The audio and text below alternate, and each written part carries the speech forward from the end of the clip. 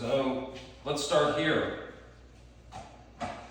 I was born in 1983 in July, and I think Ronald Reagan was president. I don't really know what was going on.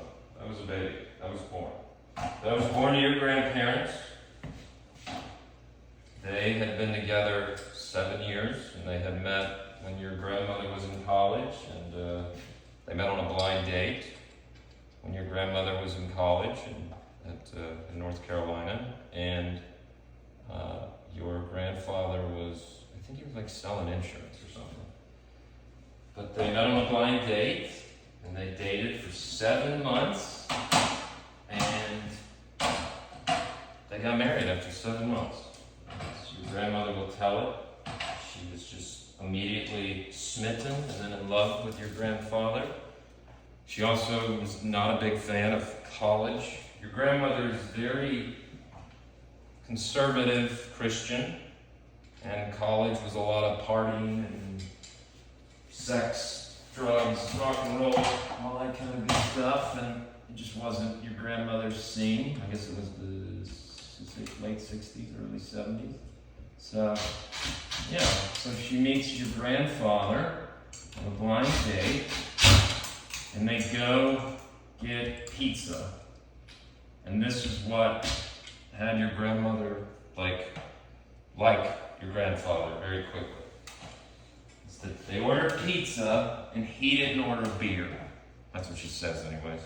And that was like a big deal because everybody was just drunk and getting crazy. And by that point, your grandfather had he had drank before, but he felt like it was not something.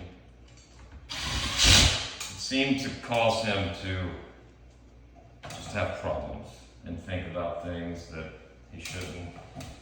Again, we'll get into some of this later. Your grandfather had some mental health things going on caused by his upbringing. And so it seemed that, as he told it, alcohol just made him, at a certain point, very, angry, maybe? So they met, and they were together 7 years. And then in 1983, I guess 1982, your grandmother gets pregnant with me. And she was 27, and she had me. She tells it. The water broke at home or at the hospital, but she goes through the hospital, and they put her in a room with this lady. They're sharing a room for a little bit, and the lady next to her is like screaming and going crazy. And your grandmother was like, "Yeah, I'm not doing this," and got up and like literally was gonna leave the hospital, like in a panic attack sort of way. And the nurse was like, "Honey, this is happening one way or another. You can go outside and do it, or you can do it in here." And she decided probably be better than do it, have her baby in a hospital. So that's what she did. So I'm born, and I grew up in this little town in North Carolina on a dirt road, and that's after they let your grandparents bring me home. That's where they brought me. And apparently your grandfather, who they had 4 kids, drove down the road and down the driveway, gravel driveway, and said, "This is your home. This is where your mommy and daddy will raise you and love you. And one day it'll be yours." And apparently he said that with all his children. Which is very sweet, because he wasn't a very emotional kind of guy. So to hear things like that about him always gave me insight into who he was and what he was in. So anyway, so I'm born, and I'm, a baby, and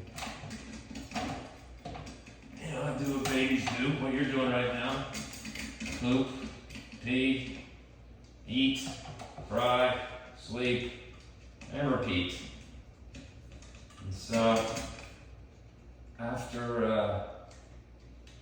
I think your grandmother got like 6 weeks off from work to stay home with me, and after 6 weeks, she had to go back to work, which she did for, I believe, like 9 months. She said that she was so sad every day she had to drop me off at the babysitter's house, and they take care of me. She'd cry all the way to work and rush home every day. Hey, look, it works. To get to me. So after 9 months, apparently, your grandfather and her had figured out a way for her not to go to work anymore and to get to stay home with me. And that's what she did. And I believe your grandfather was working at a like an electrical company, which had a union, which meant it was pretty good pay and a good job. But here's the thing about your grandfather, and I guess I got this from him. He always wanted to work for himself. Always. That was his dream in life. He just wanted to do his own thing and not make somebody else rich. He wanted to be his own man. And so he had a few businesses. One of them was solar. In the 80s, there was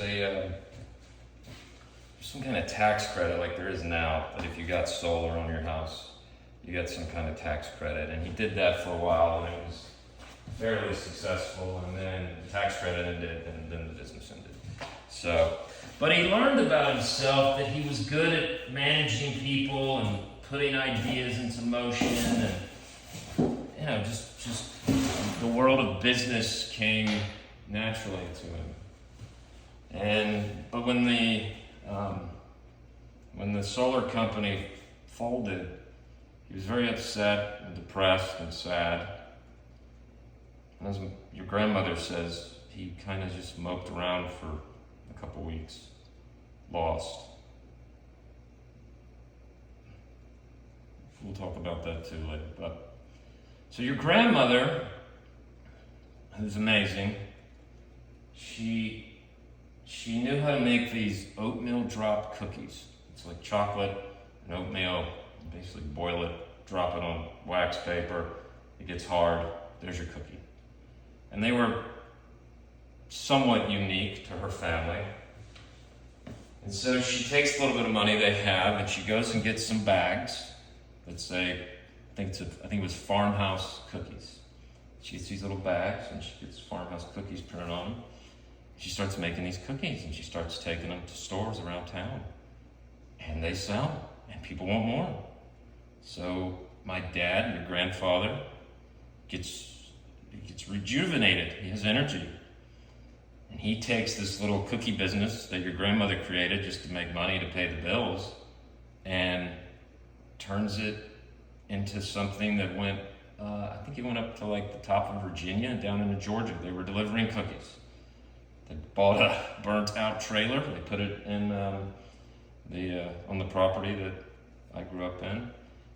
And it was burnt out except for the kitchen, and they just made cookies in there all day. And then they would deliver them up and down the coast. And again, your grandmother set a situation up, and your grandfather followed it through, and she got to hang out with her babies. At this point, there's 3 of us. And, or no, maybe there's only 2. I don't know if your aunt was born at this point, or was just born.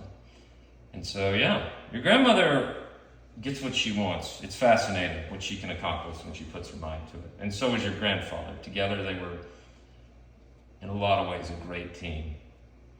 And so the cookie business is doing good, but there's a problem. The cookies don't have a very long shelf life. So if you deliver them on Monday, by like Thursday, Friday, they need to be sold. Because they're not really, they kind of go stale really quick.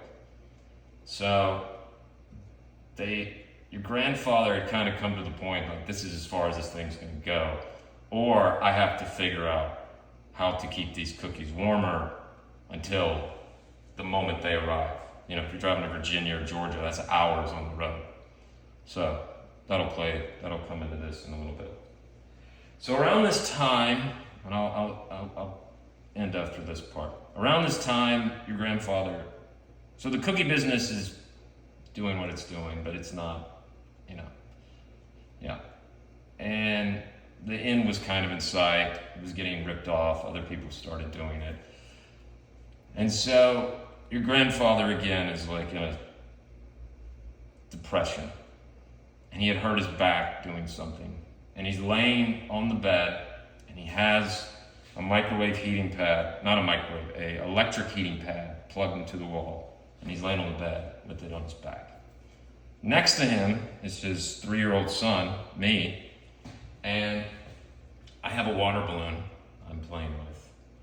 And as your grandfather, heating pad plugged into the wall, meaning you're stationarily there, water balloon, me. He takes the water balloon from me. He goes into the kitchen, he puts it in the microwave for 30 seconds, and it gets warm. And he calls your grandmother in and says, "Look at this." She's like, "What?" He's like, "It warmed up." And he looks at your grandmother and goes, "I bet I can make money with this." And this is a chain reaction, which I will take some credit for, that created an incredible life and adventure that I want to tell you about, and how it affected me and how it affected our family and how it ended. Okay, well, will be continued.